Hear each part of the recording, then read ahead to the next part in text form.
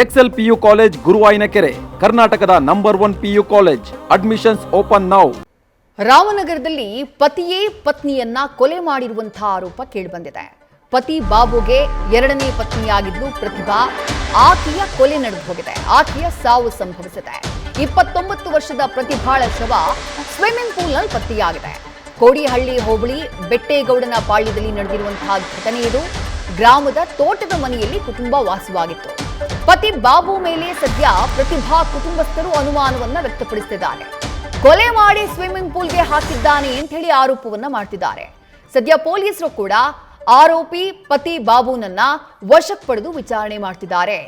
ಕೋಡಿಹಳ್ಳಿ ಪೊಲೀಸರು ಪ್ರಕರಣದ ತನಿಖೆಯನ್ನ ಚುರುಕುಗೊಳಿಸಿದ್ದಾರೆ. ಘಟನೆ ನಡೆದಂತಹ ಸ್ಥಳದ ದೃಶ್ಯವನ್ನ ಗಮನಿಸ್ತಾ ಇದ್ದೀರಿ. ಆ ಸ್ವಿಮ್ಮಿಂಗ್ ಪೂಲ್ನ ಗಮನಿಸ್ತಾ ಇದ್ದೀರಿ.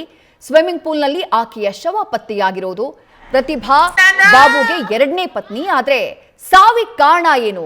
ಅನುಮಾನಾಸ್ಪದವಾಗಿ ಆಕೆಯ ಶವ ಕಂಡು ಬಂದಿದೆ. ಕೊಲೆ ಮಾಡಿದ್ದ ಅಥವಾ ಬೇರೇನಾದ್ರೂ ಆಯ್ತಾ ಅನ್ನೋ ಬಗ್ಗೆ ಇನ್ನಷ್ಟೇ ಮಾಹಿತಿ ಲಭ್ಯವಾಗಬೇಕಾಗಿದೆ.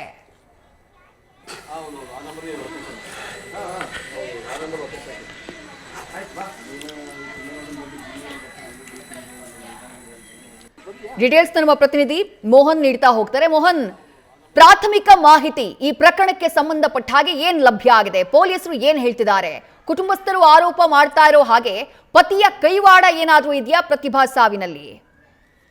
ಖಂಡಿತ ಏನು ಈ ಪ್ರತಿಭಾ ಎಂಬಾಕೆ ಈಗ ಸಾವನ್ನಪ್ಪಿರ್ತಕ್ಕಂಥದ್ದು. ಪ್ರಮುಖವಾಗಿ ಪತಿಯೇ ಈ ಪತ್ನಿಯನ್ನ ಕೊಲೆ ಮಾಡತಕ್ಕಂಥ ಶಂಕೆಯನ್ನ ಆ ಮನೆಯ ಕುಟುಂಬಸ್ಥರು ಅಂದ್ರೆ ಪ್ರತಿಭಾ ಕುಟುಂಬಸ್ಥರು ಕೂಡ ವ್ಯಕ್ತಪಡಿಸಿರ್ತಕ್ಕಂಥದ್ದು. ಈ ಹಿಂದೆ ಕೂಡ ಸಾಕಷ್ಟು ಮಾಟಮಂತ್ರಗಳನ್ನ ಮಾಡಿಸಿದ್ದಾನೆ ಅನ್ನೋ ಒಂದು ಆರೋಪವನ್ನ ಕೂಡ ಈಗಾಗಲೇ ಕುಟುಂಬಸ್ಥರು ಕೂಡ ಮಾಹಿತಿಯನ್ನ ಹೇಳಿರ್ತಕ್ಕಂಥದ್ದು. ಸದ್ಯ ಈ ಒಂದು ಪ್ರಕರಣ ಏನಿದೆ, ಈ ಒಂದು ಪ್ರಕರಣಕ್ಕೆ ಸಂಬಂಧಪಟ್ಟಂತೆ ಈಗಾಗಲೇ ಪತಿಯನ್ನು ಕೂಡ ಈಗಾಗಲೇ ಪೊಲೀಸರು ಕೂಡ ಬಂಧನವನ್ನ ಮಾಡಿದ್ದಾರೆ. ಸದ್ಯ ಈ ಒಂದು ತನಿಖೆಯನ್ನು ಕೂಡ ನಡೆಸ್ತಾ ಇರ್ತಕ್ಕಂಥದ್ದು. ಏನೋ ಈ ಕಳೆದ 14 ವರ್ಷಗಳ ಹಿಂದೆ ಅಷ್ಟೇ ಅವರು ಮದುವೆ ಆಗಿತ್ತು. ಆದ್ರೆ ಸಾಕಷ್ಟು ಅನ್ಯೋನ್ಯವಾಗಿದ್ದು ಆಗಾಗ ಸಣ್ಣ ಪುಟ್ಟ ಗಲಾಟೆ ಕೂಡ ಆಗ್ತಾ ಇತ್ತು.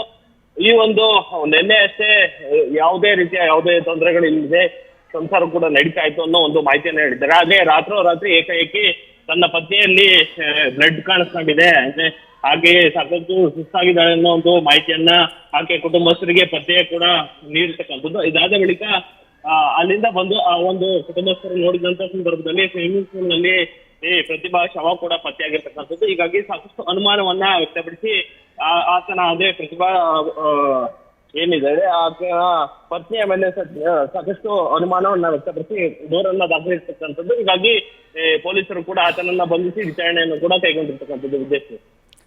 ಥ್ಯಾಂಕ್ ಯು ಮೋಹನ್, ತಮ್ಮೆಲ್ಲ ಡೀಟೇಲ್ಸ್ಗೆ. ನ್ಯೂಸ್ ಫಸ್ಟ್ ನಿರ್ಭೀತಿಯಿಂದ ನಿಮ್ಮ ಪರವಾಗಿ.